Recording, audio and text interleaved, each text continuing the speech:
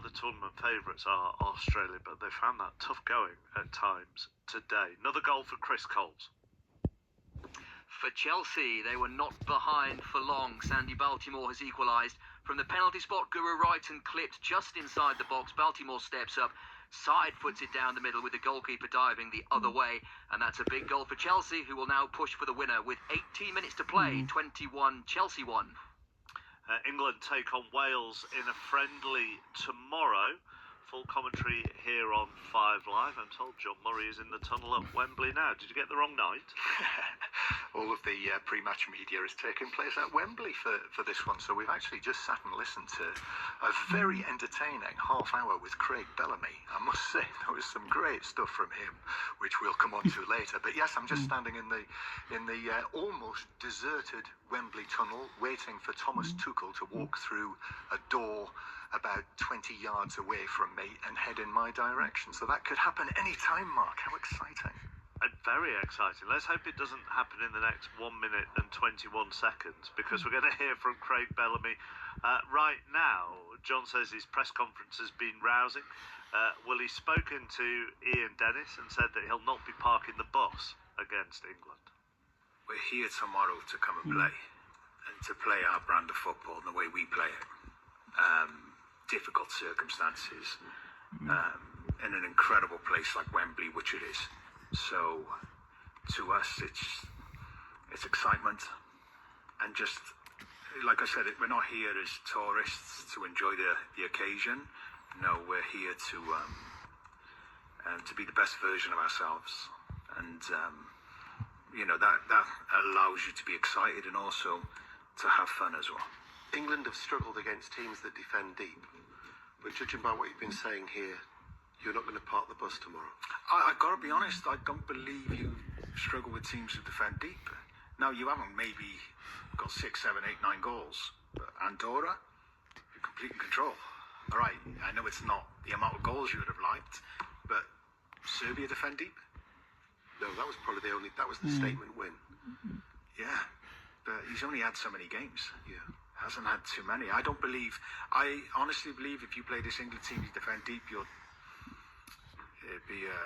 die a slow death. And I'm not into that. I'm like, please put me up against the wall and end it now.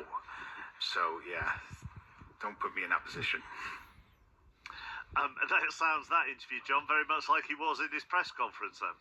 Yes, absolutely. No, we were in there together, and those were the questions. And actually, Ian also asked him about the influence on Craig Bellamy of having played for Sir Bobby Robson at Newcastle United, and I hope that hits the airwaves over the course of the next 24 hours or so, because it was fascinating stuff.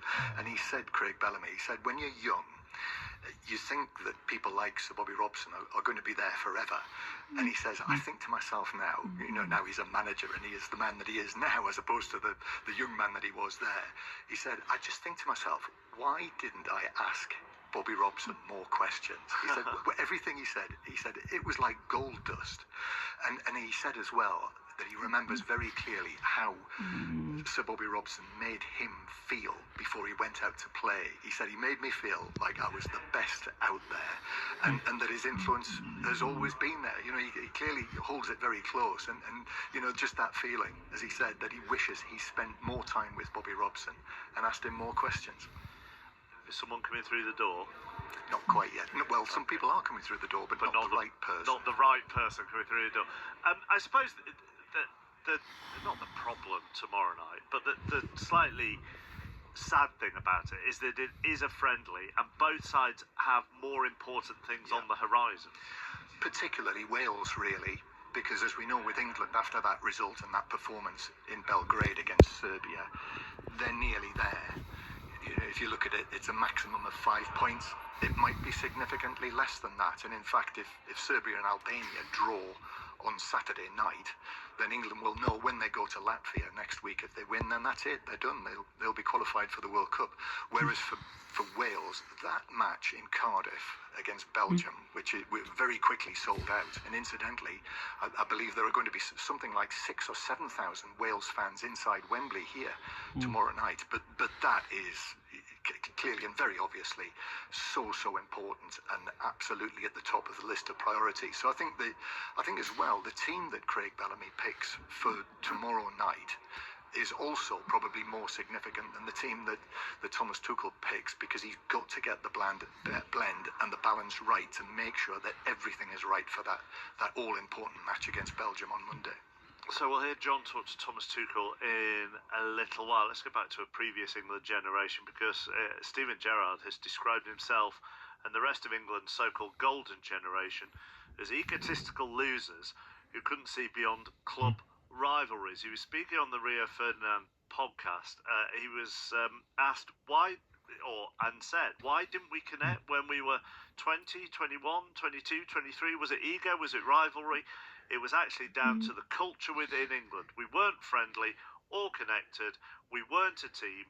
We were never at any stage becoming a really good, strong team. Here's his former England and Liverpool teammate, David James. When I first